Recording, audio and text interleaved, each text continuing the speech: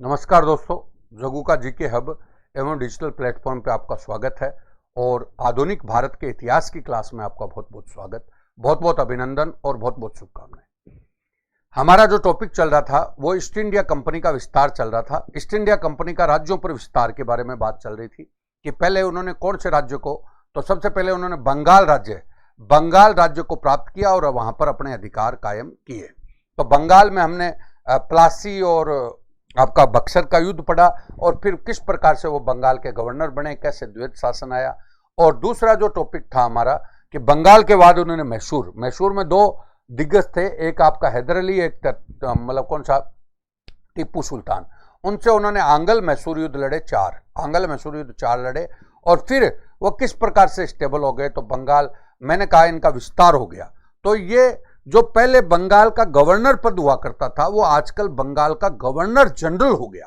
बंगाल पहले गवर्नर था और गवर्नर से क्या हो गया, गवर्नर जनरल शब्द हो गया। समझ गए क्या? तो मैंने बोला अब आपके बंगाल के गवर्नर आएंगे। तो मैंने आपको बताया बंगाल गवर्नर तो कब बैठना शुरू हो गया था, जब आपका प्लासी का युद्ध हुआ था 1757 में।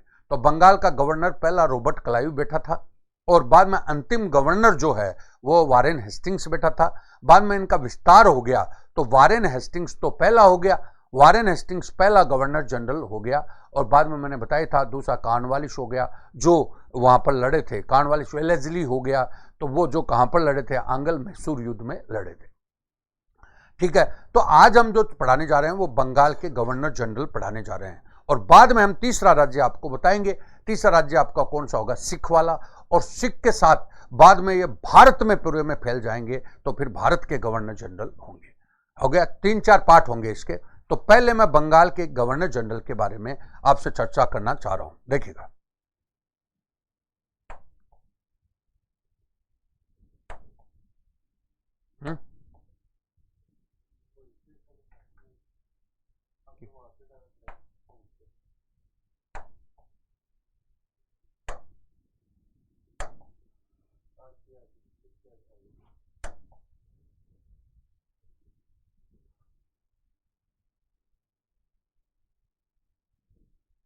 देखिए, अब आपको कल हमने ईस्ट इंडिया कंपनी का विस्तार और बंगाल के गवर्नर जनरल्स की बात बताई थी।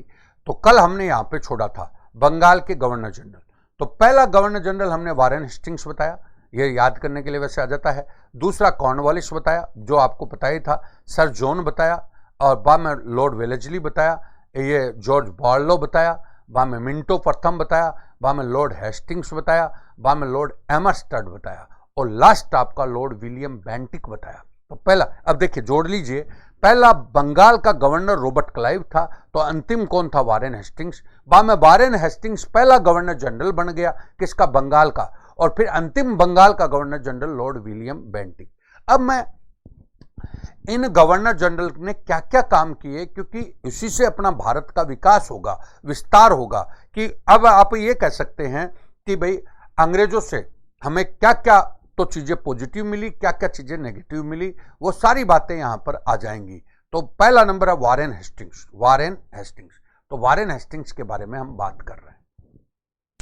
1772 से 85 तक का इनका काल है। 1772 से 85 तक का इनका काल है। रेगुलेटिंग एक्ट आया था उस समय, 1771 का रेगुलेटिंग एक्ट आया था। मतलब रेगुलेटिंग एक्ट का मतलब अपना शासन को संचालित करने वाला एक्ट आया था। उसके तहत इनको बंगाल का पहला गवर्नर जनरल बनाया गया। बंगाल का पहला गवर्नर जनरल इनको बनाया गया। बोलो क्लियर है क्या?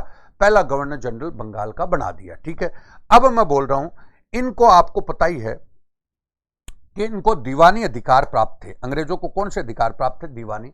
तो इन्होंने दीवानी अधिकार में कलेक्शन करने के लिए इन्होंने जिला कलेक्टर का पद सर्जित किया था। कौन सा? जिला कलेक्टर का पद सर्जित। तो जिला कलेक्टर जो आज हम बोलते हैं वो कब सर्जित हुआ था? 1772 में। 1772 में क्यों सर्जित हुआ था? बोलो कि इनको कलेक्शन, ध्यान दीजिएगा, मैं हाथों हाथ ये बताते हुए चल रहा हूं, कलेक्शन से कलेक्टर बना है। बोलो क्लियर है क्या? कलेक्शन से कलेक्टर बना है, जो पद कब सर्जित हुआ था? 1772 में। 1772 में। काय का कलेक्शन? तो इनको दीवानी अधिकार प्राप्त थे, रेवेन्यू को कलेक्शन करने के लिए अधिकार प्राप्त थे। तो रेवेन्यू कलेक्शन का बड़ा ऑफिसर जिला स्तर पर होता है, वो जिला कलेक्टर होता है। तो इन्होंने जिला कलेक्टर का पद सर्जित किया था 1772। ठीक है, अब देखो इस कलेक्टर को, ये आपका टोटल आपकी बात आ गई। एक आपका राजस्व मंडल का सर्जन किया, राजस्व मंडल। तो पहली बार रेवेन्यू बोर्ड को बनाया इन्होंने, रेवेन्यू बोर्ड। आप जान गए ये भी रेवेन्यू का ही मामला है। रेवेन्यू बोर्ड को पहली बार बनाया इन्होंने, रेवेन्यू बोर्ड को पहली बार बनाया। तो रेवेन्यू बोर्ड का सर्जन किया कलकत्ता में। कहां पर किया? कलकत्ता में। तो आज भी दोस्तों देख लो, हमारे यहाँ पे अब रेवेन्यू बोर्ड का सर्जन ओवरऑल इंडिया में तो 1784 में हो गया। उसी प्रकार से सभी राज्यों में राजस्व मंडल होता है। तो राजस्थान में राजस्व मंडल कहां पर है? बोलो। राजस्थान में राजस्व मंडल अजमेर में है। कहां पर है? अजमेर। अजमेर में। तुम्हारे पटवारी में भी क्वेश्चन बनता है, अजमेर में है। 1949 में राजस्व मंडल बना। आज राजस्व का सबसे बड़ा न्यायालय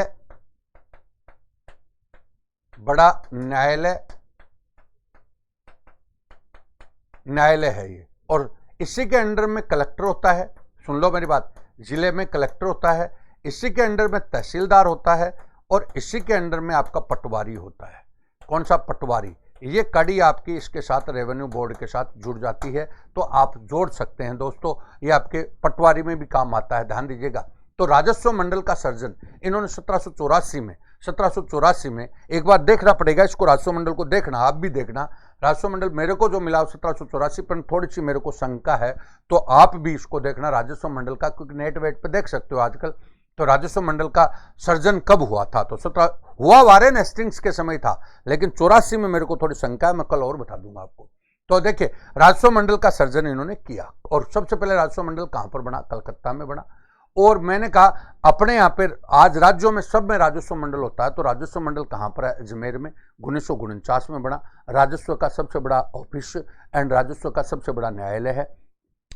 इसी के अंडर में कलेक्टर होता है जिले में, इसी के अंडर में तहसीलदार होता है, और इसी के अंडर में पटवारी होता है। आज हमारी पटवारी की जो नियुक्ति वगैरह देगा वो कौन देगा? राजस्व मंडल ही देगा। बोलो क्लियर है क्या? ये टोटल आपकी बात आती। तीसरी बात और सुन लो, उच्चतम न्यायालय की स्थापना हुई थी 1799 में। 1799 बिल्कुल। उच्चतम न्यायालय की स्थापना कब हुई थी? 1799 नहीं है, ये भी थोड़ा सा ये देखना पड़ेगा। ये भी उच्चतम, क्योंकि इनके टाइम में हुई थी 1799। उच्चतम न्यायालय की स्थापना इन्हीं के काल में हुई। इन्हीं के काल में उच्चतम न्यायालय की स्थापना हुई। कहां पर हुई? कलकत्ता में। कलकत्ता। और पहला मुख्य न्यायाधीश एलिजा एम्फे को बनाया गया। एलिजा एम्फे, यानी आप जान रहे हो कि उच्चतम न्यायालय का मतलब होता है हायर न्यायालय, जो आपका हायर रूप से। तो आज जो हमारा उच्चतम न्यायालय है वो इसी कड़ी में। तो पहला उच्चतम न्यायालय आपका कहां पर बना था? कलकत्ता में बना था। किसके समय बना था? वारेन हेस्टिंग्स के समय बना था। और पहला मुख्य न्यायाधीश एलिजा एम्फे को बनाया गया था। एलिजा एम्फे। अब मैं बोलना चाह रहा हूं, ध्यान से समझिए। उच्चतम न्यायालय पहला एलिजा एम्फे को बनाया गया न्यायाधीश। अब वर्तमान उच्चतम न्यायालय जो हमारा बना है, उच्चतम न्यायालय, ये लो, उच्चतम न्यायालय जो वर्तमान है वो आपका 1950 में। अब 1950 में वो कहां पर है? नई दिल्ली में है। कहां पर है? नई दिल्ली में है। और उसका जो मुख्य न्यायाधीश जो था वो हीरालाल जे कानिया था। पहला कौन था? हीरालाल जे कानिया।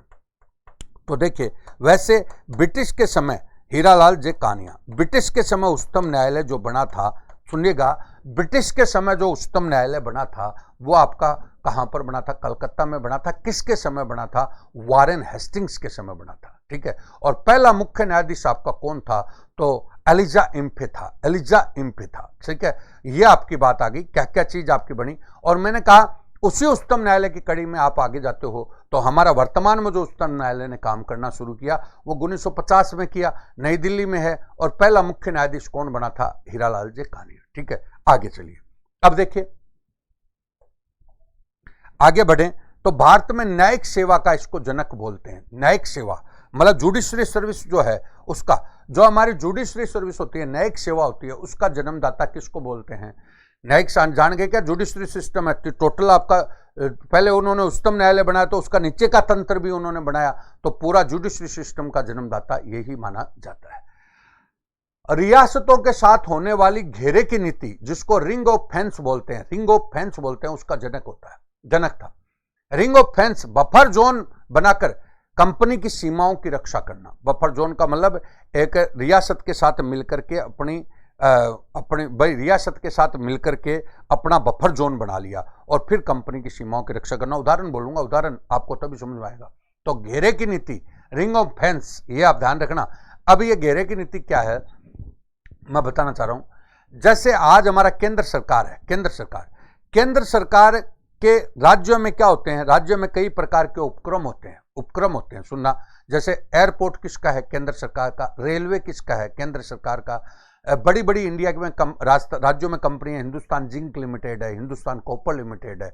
तो एक केंद्र सरकार की जितनी कंपनियां हैं उनकी रक्षा का दायित्व है, रक्षा का मतलब उनकी रक्षा होनी चाहिए। तो केंद्र सरकार राज्यों के साथ मिलकर के उनकी रक्षा करती है, समझ गए। उसी प्रकार से ये बफर जोन बना करके कंपनी की सीमाओं की क्या करते थे, रक्षा रियासतों के साथ मिलकर के। इसको क्या बोलते थे, रिंग ऑफ फेंस। एक नंद कुमार अभियोग की घटना इनके समय की बहुत महत्वपूर्ण है। नंद कुमार अभियोग की घटना बहुत महत्वपूर्ण है। यह नंद कुमार अभियोग का मतलब है कि एक महाराज नंद कुमार थे, बंगाल के सम्राट ब्राह्मण थे, और बताते हैं कि वारेन हेस्टिंग्स ने उनको गलत फंसा करके फांसी की सजा दिला दी। कोई मामले में इनको गलत फंसा करके फांसी की सजा दिला दी थी, तो इसलिए नंद कुमार का मामला इनके चेहरे पे कालिक पोतता है। तो नंद कुमार अभियोग, तो ये भी एक आपको मैंने बताया है नंद कुमार क्या है। तो नंद कुमार अभियोग को उन्होंने, देखिएगा, वारेन हेस्टिंग्स वैसे अच्छा आदमी था, लेकिन इस निर्णय ने उसके ऊपर कालिक पोत दी। बाद में इसीलिए इनके ऊपर मतलब महाभियोग भी लाया गया था। इनके ऊपर क्या लाया गया था, महाभियोग भी लाया गया था। महाराजा नंद कुमार बंगाल का सम्राट ब्राह्मण था, जिस पर हेस्टिंग्स ने गलत आरोप लगाकर फंसाया और अंत अंग्रेज अदालत ने उसको फांसी दे दी, जो इनके माथे पर है कलंक लग गया। ठीक है, और इसलिए आपको बता रहा हूं, नीचे देखो क्या लिखा है। हेस्टिंग्स बंगाल का पहला गवर्नर जनरल था जिस पर बर्क ने महाभियोग का मुकदमा दायर किया था। बर्क ने, एडमंड बर्क ने अत्याचार और दुराचार पर हाउस ऑफ लॉर्ड्स वहां की राज्यसभा हो गई अजय के बार में हेस्टिंग्स पर आरोप लगाया और कहा कि मानवता और अंग्रेजी राष्ट्र और भारत के नाम पर मानवता का दुश्मन है। ये मैंने बोला ना, नंद कुमार का जो मामला, तो एक क्वेश्चन आपका यह बनता है कि स्वतंत्रता से पहले कौन सा गवर्नर जनरल था जिस पर महाभियोग का मुकदमा दायर हुआ था।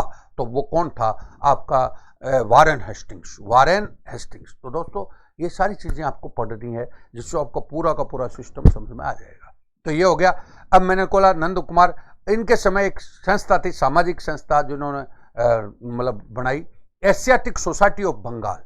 एशियाटिक सोसाइटी ऑफ बंगाल, ये सोसाइटी आपकी क्या है, ये बंगाल में 1784 में बनी, जिसका संस्थापक कौन था, विलियम जोन्स। कलकत्ता में बनाया था इसको, कलकत्ता में एशियाटिक सोसाइटी ऑफ बंगाल, जिसका मुख्यालय कहां पर है, बंगाल में, कलकत्ता में, और 1784 में बनी।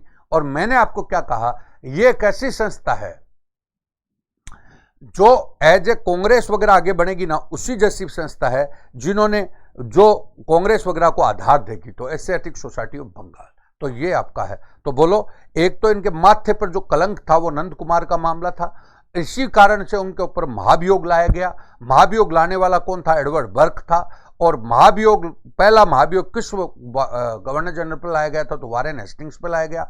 एशियाटिक सोसाइटी ऑफ बंगाल इसके समय बना, कलेक्टर का पद इसके समय आया, आपका रेवेन्यू बोर्ड इसके समय बना, न्यायिक सेवा का जनक ये माना जाता है। और रिंग ऑफ फायर की नीति भी जो आपका कौन सा रिंग्स ऑफ फेंस की नीति भी इसी के समय की है। उच्चतम न्यायालय भी इन्हीं के समय बना। तो ये वारेन हेस्टिंग्स के बारे में आपकी बात आती है। बोलिए, क्लियर है ये सब चीजें। अब वारेन हेस्टिंग्स के बाद आता है दूसरा व्यक्ति, वो आता है लॉर्ड कॉर्नवालिस। लॉर्ड कॉर्नवालिस 1786 से लेकर के 93 तक का काल है। लॉर्ड कॉर्नवालिस 1786 से लेकर के 93 तक का काल है। 1786 से लेकर के 93 तक का काल है किसका, लॉर्ड कॉर्नवालिस का। लॉर्ड कॉर्नवालिस का। अब देखिए, 1786 के संशोधन द्वारा कॉर्नवालिस को कमांडर इन चीफ बना दिया।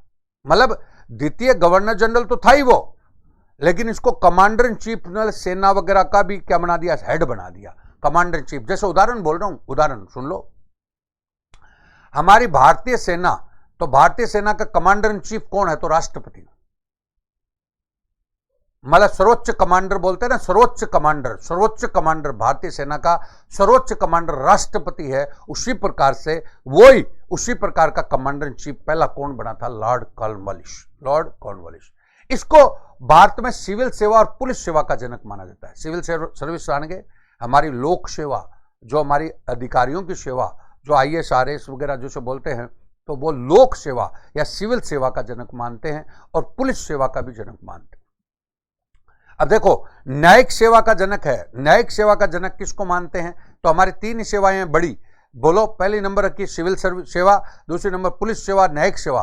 तो सिविल सेवा का जो जनक मानते हैं वो आपका किसको मानते हैं? कॉर्नवालिस को। और पुलिस सेवा का भी जनक किसको मानते हैं? कॉर्नवालिस को। और आपका न्यायिक सेवा का जनक वॉरेन हेस्टिंग्स।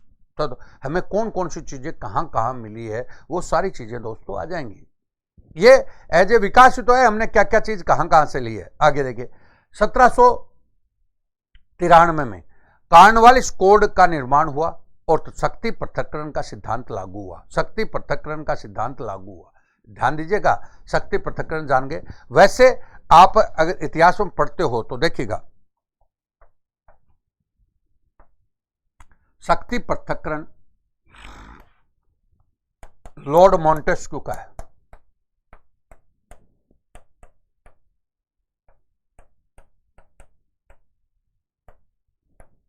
शक्ति पृथक्करण किसका है? लॉर्ड मॉन्टेस्क्यू का। यह क्या कहता है कि शक्ति एक जगह नहीं हो, जगह केंद्रित होगी तो निरंकुशता बढ़ेगी।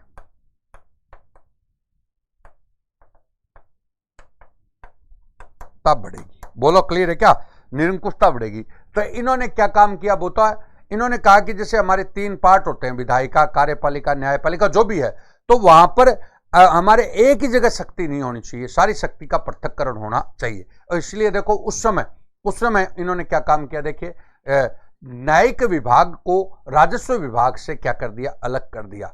और अब कलेक्टर के पास भू राजस्व का वसूली का ही काम था, न्यायिक काम नहीं था। जबकि वॉरेन हेस्टिंग्स का जो कलेक्टर था वो न्यायिक काम भी करता था और राजस्व का काम भी करता था। और इन्होंने कहा कि एक जगह शक्ति नहीं रहनी चाहिए, न्यायिक काम अलग कर दो और ये काम क्या कर दो? अलग कर दो। समझिए। अब आपको आज के परिप्रेक्ष्य में बताता हूं। भारतीय संविधान का आर्टिकल 50 है। आर्टिकल कौन सा? 50। उसमें न्यायपालिका और कार्यपालिका का पृथक्करण है। न्यायपालिका और कार्यपालिका का पृथक्करण, न्यायपालिका और कार्यपालिका का पृथक्करण दिया हुआ है कि न्यायपालिका और कार्यपालिका अपने आप में पृथक है। भारतीय संविधान का कौन सा अनुच्छेद है? तो 50। कौन सा? 50। अब भारतीय संविधान का जो 50 अनुच्छेद है उसको बेस कौन प्रदान करता है? तो कॉर्नवालिस। और कॉर्नवालिस को बेस कौन प्रदान करता है? Lord Montesquieu. इस प्रकार से आप देख सकते हैं। बोलो, क्लियर है क्या? कॉर्नवालिस कोड आ गया। अब आइए, 1793 में इन्होंने बंगाल में स्थायी बंदोबस्त व्यवस्था लागू की। स्थायी बंदोबस्त, ये कर की व्यवस्था है, टैक्स की व्यवस्था है। स्थायी बंदोबस्त, ये भी क्वेश्चन आता है कि स्थायी बंदोबस्त व्यवस्था किसने लागू की थी? तो किसने? कॉर्नवालिस ने। इस व्यवस्था के तहत इन्होंने जमींदारों को कहा कि भू राजस्व का 10.11 भाग, 10/11 भाग वो तो अब कंपनी को मिलेगा और एक भाग आपको अपनी सेवाओं के लिए अपने पास रखना है। यानी आप रेवेन्यू लो, सुन लो, राजस्व का अधिकार अंग्रेजों को मिल चुका था, कंपनी को मिल चुका था। तो इन्होंने स्थायी कर दिया कि देखो, तुम लोग है ना, जमींदार है ना, हमारा रेवेन्यू को कलेक्ट करोगे तो टोटल भाग का एक भाग तो आप रखोगे, 10वां भाग हमारे को दोगे। ये स्थायी बंदोबस्त व्यवस्था किसने की थी? बोलो, बंगाल में किसने की थी? तो लॉर्ड कॉर्नवालिस ने। ठीक है। और एक दास प्रथा का इन्होंने उन्मूलन किया। तो देखिए, दास प्रथा पर रोक लगाने वाला, दास व्यापार प्रथा पर रोक लगाने वाला कौन था? तो दास व्यापार प्रथा पर रोक लगाने वाला कौन था? यही था। ठीक है। अब दास की बात भी आ जाइए। दास व्यापार प्रथा को एक बार मेरे साथ देखिए। मैंने क्या कहा? पहले बणजारे है ना, बणजारे ये मानव की खरीद फरोख्त का काम करते थे। मानव खरीद फरोख्त का काम करते थे। खरीद फरोख्त। और उस समय जो धनी व्यक्ति थे ना, धनी व्यक्ति, वो दास के रूप में इनको खरीद लेते थे। समझ गए क्या मेरी बात को? दास के रूप में खरीदते थे। जैसे हमारे राजस्थान में गोला, गोली, ये लोग थे। तो देखिए, मतलब धनी व्यक्ति थे, राजा महाराजा थे, इनको खरीद लेते थे। अरे गोला गोली क्या होते हैं आपको पता है क्या? गोला गोली का मतलब था कि राजा महाराजा अपनी बेटी के दहेज में 5 दासियां दे देते, 5 दास दे देते, वो गोला गोली के नाम से कहलाते थे। तो दास व्यापार। अब इसी कड़ी में तो दास व्यापार पर रोक किसने लगाई? कॉर्नवालिस ने। और इसी कड़ी में हमारा आर्टिकल कौन सा है बोलो? आर्टिकल कौन सा? 23, मानव दुर्व्यापार पर रोक। मानव दुर्व्यापार पर रोक। दोस्तों मेरे साथ आप पढ़ रहे हो ना, तो आप एक चीज नहीं पढ़ रहे, आप सारी चीजों को पढ़ रहे हो, यहाँ पे सारी चीजों को पढ़ रहे हो, लेकिन थोड़ा सा इस आपके दिमाग को सही होना चाहिए। तो 1789 में, अब मैं वो जोड़ रहा हूं, पुराने समय में बंजारे मानव खरीद फरोख्त का काम किया करते थे। बंजारे, समझ गए क्या? और बंजारे मानव को खरीद फरोख्त का काम करते थे, और इसमें जो धनी व्यक्ति थे वो इन दासों के रूप में इनको खरीद लेते थे। और ये गोला गोली तो क्या होते थे? राजा महाराजा अपनी बेटी के दहेज में 5 आदमी 5 महिला दे दी, जिनको गोला गोली बोलते थे, जो सदैव सेवा में रहते थे। समझ गए क्या मेरी बात को? अब मैंने बोला इस पर रोक लगाने वाला व्यक्ति कौन था? कॉर्नवालिस था। और आर्टिकल 23 में मानव दुर्व्यापार पर रोक लगाई गई है। 1805 में कह रहे हैं कि कॉर्नवालिस पुनः भारत का गवर्नर जनरल बनकर आया, यानी ये 2 बार बनकर आया। इसी दौरान इनकी मृत्यु हो गई थी। अतः कॉर्नवालिस एकमात्र गवर्नर जनरल है जिसकी खुद की यहां ही समाधि है। समाधि गाजीपुर उत्तर प्रदेश में, मतलब गाजीपुर उत्तर प्रदेश में इनकी समाधि है। गाजीपुर उत्तर प्रदेश में इनकी क्या है? समाधि है। कौन है? कौन है बोलो? तो कॉर्नवालिस। तो ये कॉर्नवालिस के बारे में हमारी बात आ रही है। आ गया तीसरा नंबर। सर जॉन का ज्यादा नहीं है मामला, वो इतना महत्वपूर्ण नहीं है, थोड़े दिन के लिए आए। सर जॉन सोर। सर जॉन सोर 1793 से 1798 तक ही रहे। जॉन सोर ने जमींदारों को भूमि का वास्तविक स्वामी माना। जो जमींदार थे उनको भूमि का वास्तविक स्वामी किसने माना? तो सर जॉन सोर ने। सर जॉन सोर ने, ठीक है, इनका कोई ज्यादा मामला नहीं है। अब लॉर्ड वेलेस्ली आते हैं। लॉर्ड वेलेस्ली, वेलेस्ली आपको कहां मिले थे बोलो? तो वेलेस्ली हमें मिले थे आंग्ल मैसूर चतुर्थ युद्ध में। आंग्ल मैसूर चतुर्थ युद्ध में, जिसमें टीपू सुल्तान मारा गया था। तो देखिए, भारत का सबसे कम आयु का बनने वाला गवर्नर जनरल था। अब देखो चीजें अपने आप आ जाती हैं। बंगाल में सबसे कम आयु में गवर्नर जनरल बनने वाला कौन था? लॉर्ड वेलेस्ली था। Lord Wellesley. अब आइए, महाभियोग किस पर लगाया गया था?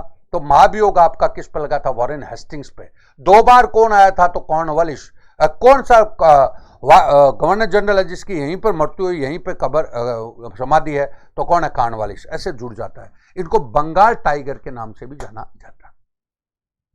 इसको बंगाल के टाइगर के नाम से भी जाना जाता है। सबसे कम आयु का था, 37 वर्ष का ही था उस समय, और बंगाल टाइगर के नाम से भी इनको जाना जाता है। ठीक है, इन्होंने सहायक संधि को अपनाया। सहायक संधि आपने नाम सुना होगा। सहायक संधि का मतलब है, सुन लो एक बार, मैं पहले बोलूंगा। सहायक संधि का तात्पर्य है भैया कि अंग्रेजों ने, मतलब ईस्ट इंडिया कंपनी ने रियासतों को कहा कि तुम चाहो तो हमारे सबॉर्डिनेट बन सकते हो, और सबॉर्डिनेट बन सकते हो तो तुम्हारी रक्षा की जिम्मेदारी वगैरह सब हम ले लेंगे, और आपको कोई भी प्रकार की प्रॉब्लम नहीं आएगी, तो आप हमारे सबॉर्डिनेट सहायक बन सकते हो। तो ये सहायक संधि की बात आई थी। लेकिन ध्यान दीजिए, सहायक संधि की नींव रखने वाला फ्रांसीसी गवर्नर डुप्ले था।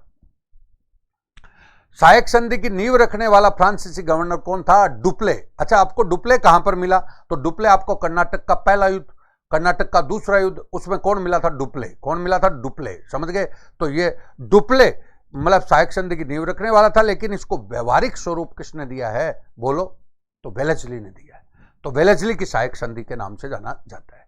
यानी बात समझ रहे हो क्या? जो रियासतें हमारी थी ना, रियासतें, उन रियासतों को कहा कि तुम तुम्हारे सबॉर्डिनेट के रूप में काम कर सकते हो।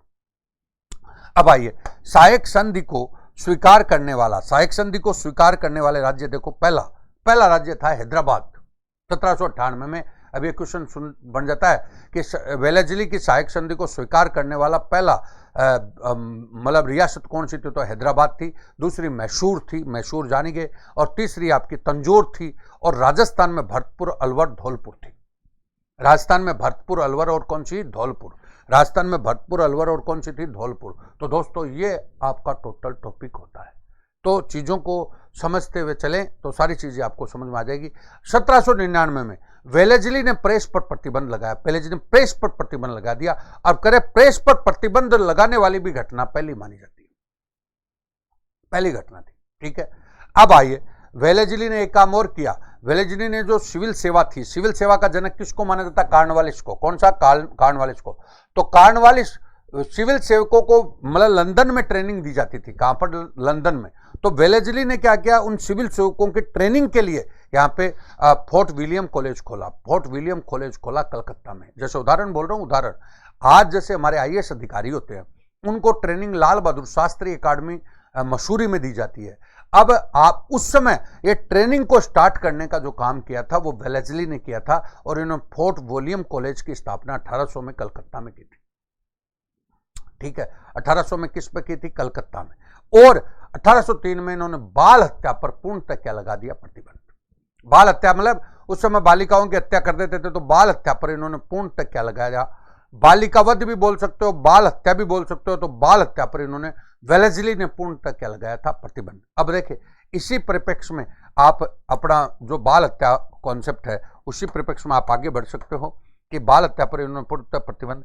तो हमारे यहाँ राजस्थान में कन्यावध पर प्रतिबंध लगाने वाली पहली रियासत थी कन्यावध पर प्रतिबंध, तो कोटा। कौन सी थी? कोटा। और आज हमारा कन्या पर वध के रोकने के लिए पीएनडीटी एक्ट बना हुआ है। कौन सा? पीएनडीटी एक्ट 1994 में, जिसको सीपीएनडीटी एक्ट भी बोलते हैं, ठीक है। तो सीपीएनडीटी एक्ट बना हुआ है 1994 में, उसी में आ जाएगा।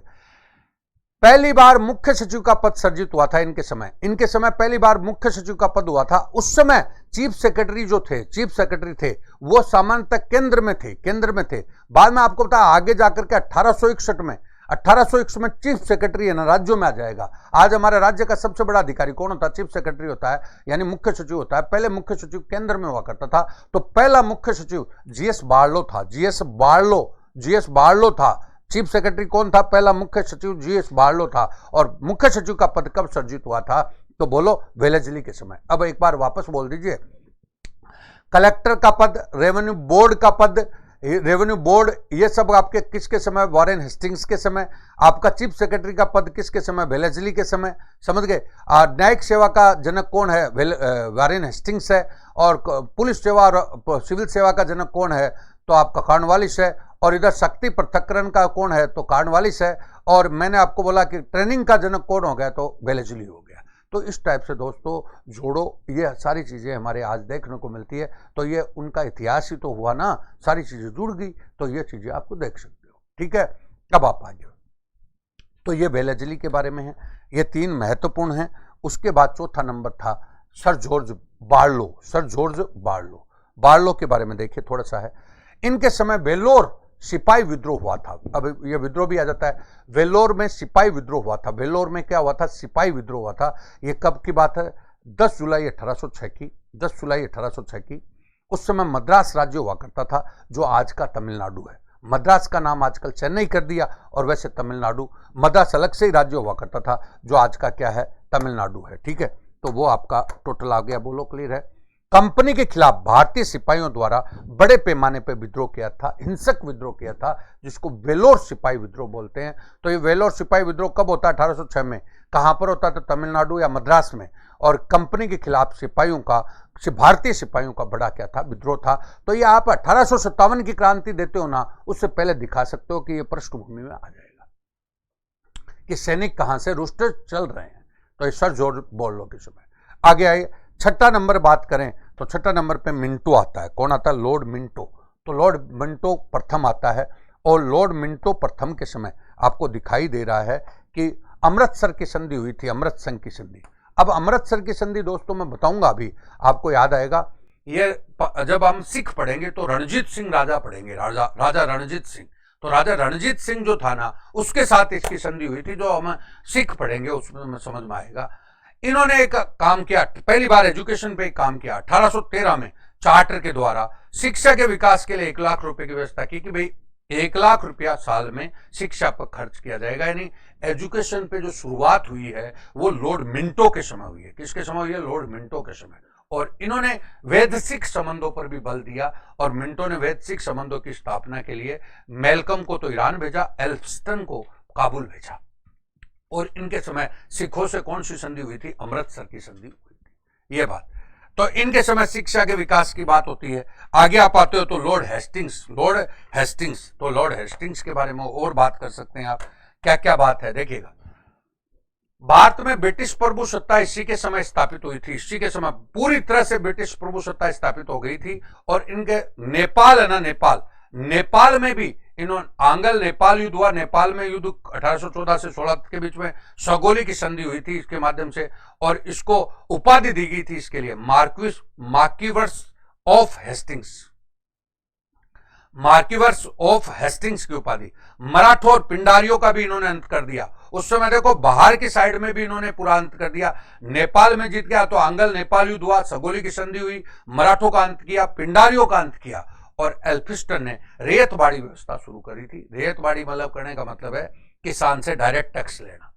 अब देखिए कार्नवालिस सेना उसने स्थायी बंदोबस्त किया तो वो तो जमींदार को बीच में बना दिया। ये करा रेतबाड़ी मतलब किसान से डायरेक्ट टैक्स लेना। तो रेतबाड़ी व्यवस्था जो अपन रेवेन्यू का बात करेंगे तो वहां पे पढ़ेंगे, समझ गए। तो इसके समय ब्रिटिश प्रभुसत्ता पूरी तरह से स्थापित हो चुकी थी लॉर्ड हेस्टिंग्स के समय। आगे उनके बाद लॉर्ड एमस्ट आया। कौन सा? लेमस्ट। तो देखिए आप एक बात और समझ लीजिए कि आपको दिखाई देगा आंगल बर्मा युद्ध हुआ इनके समय। कौन सा युद्ध हुआ? आंगल बर्मा युद्ध। अब आपको सब आंगल बर्मा युद्ध का मतलब समझ क्या होगा।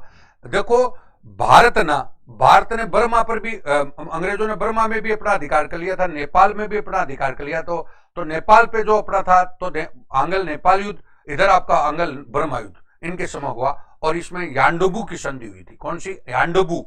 और आपको खुद को पता है बर्मा का शासन ये भारत के साथ ही संचालित करते थे, नेपाल का शासन ये भारत के साथ ही संचालित करते थे। अब मुगल शासक अकबर द्वितीय था उस समय, उसके बराबरी के स्तर पर मिलने वाला पहला गवर्नर जनरल था। यानी मुगल शासक के बराबरी का स्तर रखने वाला पहला गवर्नर जनरल कौन बना था? तो एमहर्स्ट बना था। कौन बना था? एमहर्स्ट।